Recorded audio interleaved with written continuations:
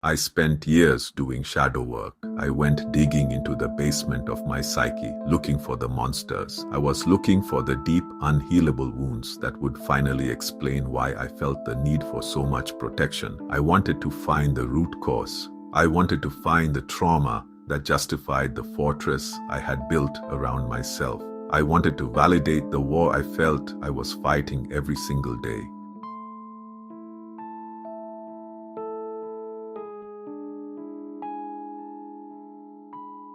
But I made a discovery that terrified me. It wasn't a monster, it wasn't a wound, it wasn't some dark ancestral curse that I needed to purge. I discovered that there was nothing to protect. I discovered that beneath the anxiety, beneath the hypervigilance, and beneath the spiritual identity of the wounded healer, I wasn't fragile, I wasn't broken, I was indestructible. And that realization, what I call radical invincibility, terrified my ego more than any trauma ever could. We need to talk about why safety feels so dangerous to the spiritual ego. We are sold a version of spirituality that is obsessed with protection. We are told to become warriors of light. We build energetic shields. We purify our environments. We practice dissociation and call it detachment.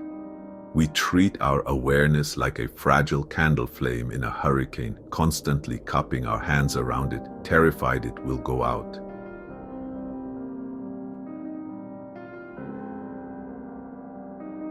Because the ego loves a war. As long as you are fighting a battle, the you that identifies as a survivor gets to exist. As long as you are healing, the you that is wounded gets to remain the main character of the story. If the war ends, the soldier is unemployed.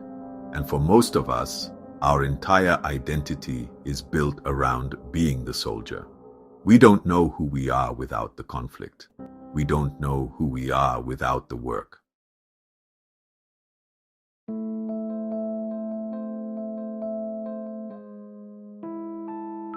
When I realized radical invincibility, I didn't feel relief. Not at first. I felt a profound sense of obsolescence. If I am truly safe, if my essential nature cannot be harmed, diminished, or lost, then what am I supposed to do with all these walls? All the years I spent perfecting my defenses, all the energy I spent scanning the room for threats, all the spiritual techniques I learned to clear my field. If I am the open sky, and the sky cannot be cut by a knife, then my defenses aren't keeping me safe. They are keeping me in a prison of my own making. This is the cold truth that shadow work eventually reveals if you go deep enough. Your defenses are not there to protect your spirit. Your spirit needs no protection. Your defenses are there to protect your identity. This is where it gets uncomfortable. Many of us use healing as a defense mechanism against the terrifying emptiness of being whole. As long as you are broken, you have a project, you have a trajectory, you have a future where one day you will be fixed. This gives the ego a sense of linear time and purpose. Radical invincibility collapses that timeline. It says, you are whole right now. You are safe right now. And the ego screams, no, I have trauma, I have history, I have scars. It holds up its wounds like trophies, begging to be validated.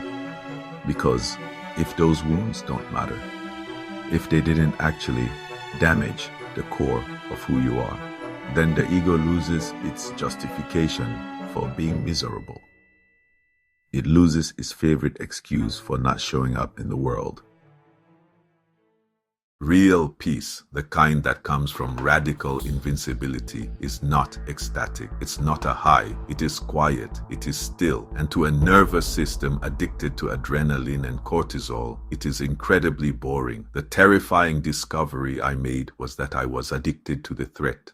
I was addicted to the feeling of overcoming. When you strip that away, you are left with the simple, ordinary fact of existence. You are just here. Indestructible, yes, but also ordinary. Most people run back to the war because the silence of peace feels like death. So, I have a dangerous question for you. Are you ready to be bored? Are you ready to stop being the warrior? Are you ready to face the terrifying emptiness of being absolutely safe? In this playlist, we are going to dismantle the need for spiritual defense. We aren't going to patch the holes in your armor. We are going to take the armor off. We are going to look at what remains when you stop pretending you can be hurt.